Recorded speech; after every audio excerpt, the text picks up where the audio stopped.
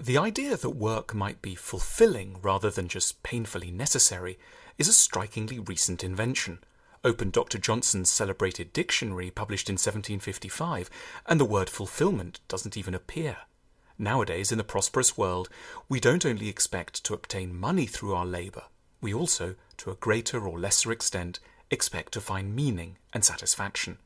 It's a big ask and helps to explain why so many of us have career crises, often on a Sunday evening as the sun begins to set. To help us on the quest for fulfilling work, here are 6 useful ideas. Firstly, accept that being confused about careers is perfectly normal.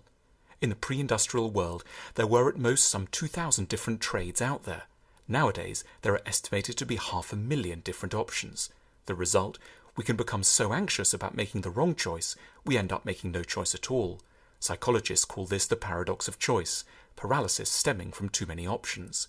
We should acknowledge that confusion is natural and fear entirely normal, but let neither of these scupper our chances forever. Secondly, know yourself. It's the oldest philosophical recommendation and is of particular relevance to careers. For 99% of us, knowing what we want to do doesn't arise spontaneously, like, for example, knowing what to eat. Most of us don't have a calling. We don't hear a commanding, godlike voice directing us to accountancy or packaging and distribution. That isn't to say we don't have tastes or inclinations.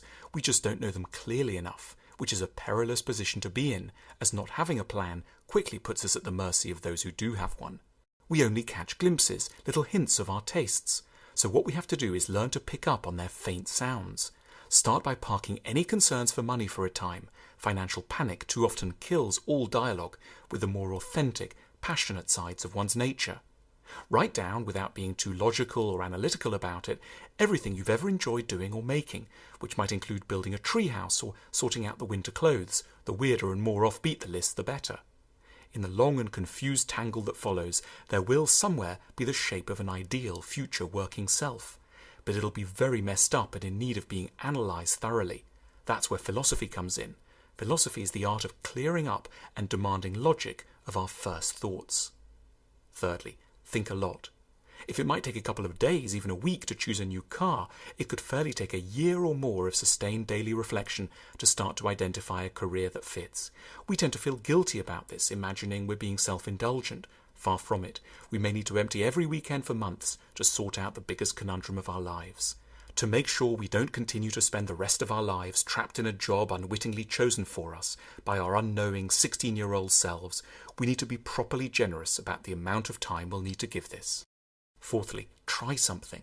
It's tempting to imagine we'll be able to work out the shape of the workplace and of our own characters simply through a pure process of reflection. But we need data, and we can only understand ourselves and others by colliding with the real world, in the process getting to know both it and our own natures. We need to take small, non-irrevocable steps to gather information, for example by shadowing, interning or volunteering. We mustn't think we always have to resign on Monday. We can investigate our futures through branching projects on the side of existing jobs. 5. Reflect on what makes people unhappy. Every successful business is at heart an attempt to solve someone else's problem. The bigger and more urgent the problem, the greater the opportunity. To flex your entrepreneurial muscles, consider an average day and everything in it that might make someone unhappy, from losing the house keys to finding the food a little greasy to arguing yet again with their spouse. Each of these is a business opportunity waiting to be exploited. It's a chance for us to serve, which is what work really is. It's easy to imagine that everything's been done and tried. Nonsense. We're unhappy enough for capitalism to have many more centuries of invention and creativity to it. 6. Be confident. So many bad self-help books are about confidence, it can be tempting to dismiss the whole topic as nonsense. But in a peculiar and rather humbling way, it truly does seem as if the difference between success and failure is sometimes nothing less than the courage to give it a go. The ability to imagine oneself into a role, to surmise one doesn't need to ask anyone for permission, that many of the top positions simply belong to those who dare to boldly ask for them. A lack of confidence is at heart a misunderstanding of the way the world works. It's an internalized feudalism, which imagines that only certain people, but not oneself, have the right, preordained, to get certain things. It isn't true. As we know, a lot more is possible than we might think at our moments of timidity and doubt.